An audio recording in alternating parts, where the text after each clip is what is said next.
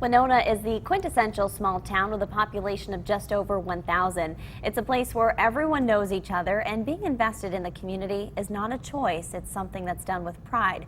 Alyssa Paldo took a ride to Wenona to learn how the community is coming together to preserve a one-room schoolhouse that holds a special meaning to so many people in the town. She joins us now with that story. Good morning, Alyssa.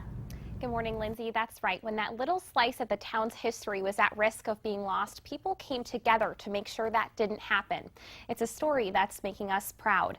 I spent my day in Wenona going back in time to that one-room schoolhouse that took a village to save.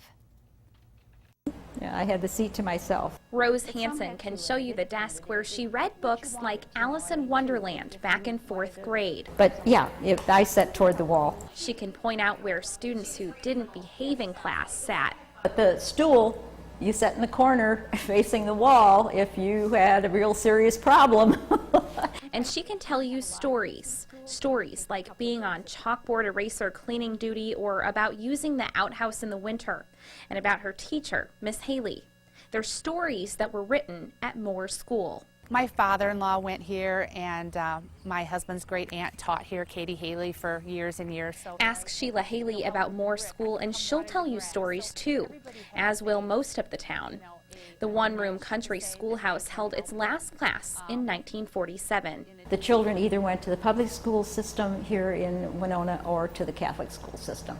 It was sad because it was an entirely different way of dealing with school. But the memories didn't go with it.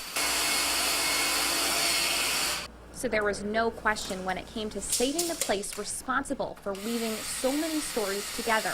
But the process of doing so is one that created stories of its own. I looked at it and I said, wow. I mean, it needed a lot of work. The weather took its toll on it over the years, and it was in bad shape, and a lot of people said it wasn't fixable. But I said, you know, it's fixable. We decided to take it back to as close as 1855 as we could. Bake sales, fundraising, over 2 years' time, and the help of an entire community is what it took to restore Moore School to its former glory.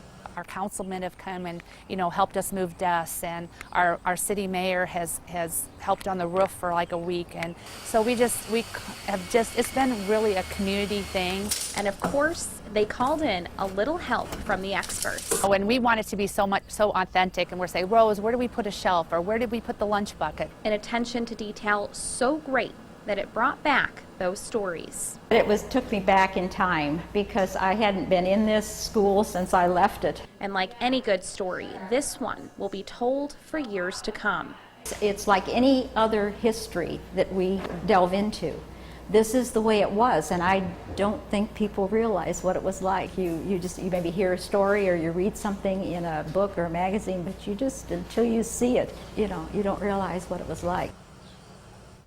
And that's exactly what the town of Wenona hopes for Moore School, that it brings students in for a field trip back in time to create stories of their own. The Moore School dedication is this Sunday during Wenona Days, and the schoolhouse will also have an open house. Live in the newsroom, Alyssa Paldo, WMBD News. Back over to you guys. All right, Alyssa, thank you so much. What a great report there, too. A little piece of history that is being preserved, the town coming together for that. And the attention to detail, how cool were those desks? Yeah, so cool.